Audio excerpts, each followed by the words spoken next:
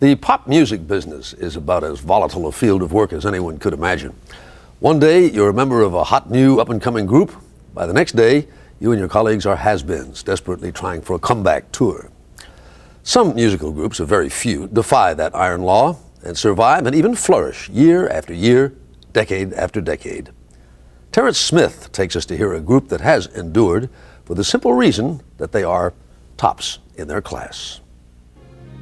The music started and was I the perplexed one. The Four Freshmen haven't been freshmen since Harry Truman was running against Tom Dewey. But their special sound and their unique jazz harmonies are still with us almost half a century later. And moonbeams sparkled on a puck-nosed dream. It winds from Chicago to L.A. The Four Freshmen style was born in 1948 at Butler University in Indianapolis. Get your kicks on Route 66.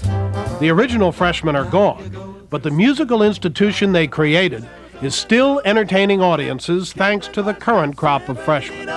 Won't you get hip to this timely tip? None was born when the originals began. You make that California trip. But Kevin Stout recalls what an impression they made on him. Route 66. I must have been 10 or 11 years old, and I'd been playing instruments for a couple years, and I thought, wow, that looks like something I could do when I grow up.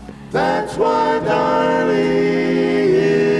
it's incredible. Bob Ferreira was a teenager when he first went to a Four Freshmen concert.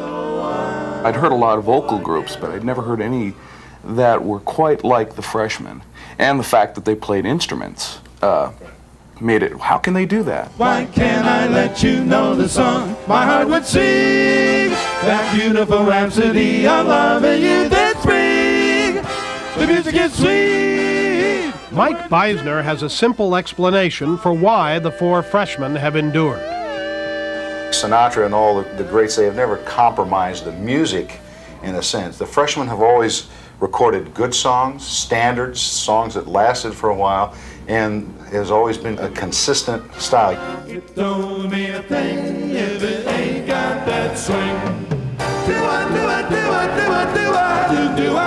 Lead singer Greg Stegeman writes many of the arrangements the freshmen perform. Unlike most traditional vocal groups or choral groups, the freshmen were musicians who sang rather than the reverse, and they adopted almost a horn-like approach to singing. They were, in essence, a singing horn section.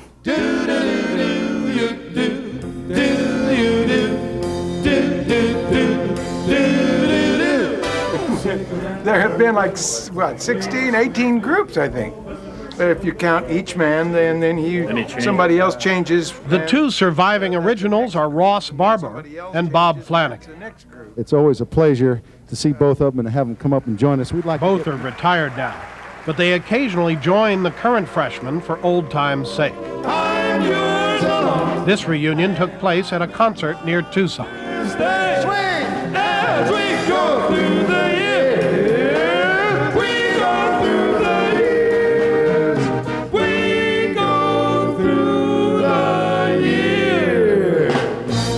Day by day.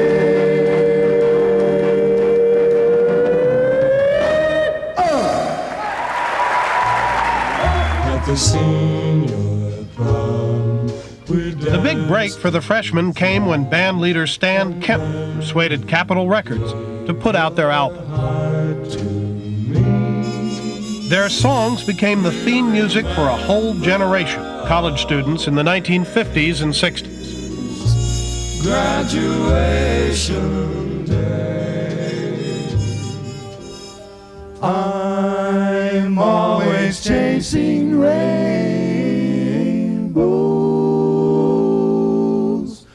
watching clouds. Buzz and Marilyn Werzer, remember? It brings back lots of wonderful memories.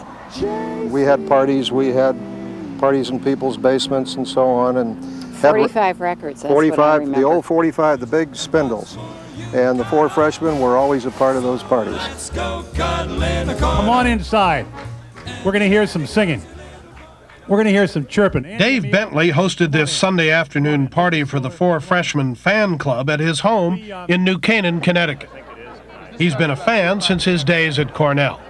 I think there was a simplicity that those of us who were in college in those days felt. There was not the tremendous revolution of being able to do whatever you want to do, whenever you want to do it. And the freshmen brought a certain sense of romance. Mike and Nancy O'Hearn. I'd listen to them too back in college, and I enjoyed them. I remember these songs that they sang, and I remember the harmony they sang. I mean, it stuck with me. When Tony Thompson went off to the Korean War, he left his Four Freshmen records for safekeeping with his future wife, Nancy. An era that isn't anymore. It's real singing and real instrumentals. The lyrics are something. I mean, you can sing them. You can sing with them. It's wonderful. This makes me feel 30 years younger. It doesn't get any better than this. Four Freshmen fans are notoriously protective of their album collections. Mike Beisner recalls one who lost his in a divorce settlement. And he had about 34 Freshman albums. He said, that's the biggest regret. He said, if I thought it was going to come to that, I would have tried whatever I could have done to stay married to her, no matter what. Just hear her say hello, I swear to goodness. Audiences never tire of hearing the Four Freshmen hits that are decades old. But the group is constantly seeking new material. Their newest recording salutes Frank Sinatra for the songs he turned into standards. No one could ever replace my Nancy with a laughing face. They want to explore new avenues, but they wouldn't think of abandoning the style that brought them their fans in the first place. Well, this is a formula that's worked for 45 and a half years, so why mess around with it, you know? And that's what they want to hear, and we give it to them, we hope. My Nancy, my Nancy, with the laughing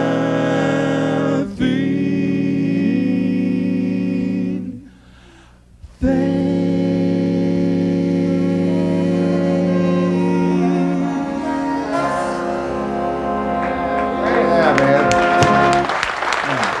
A great arrangement for the band by Mr. Neil Anderson.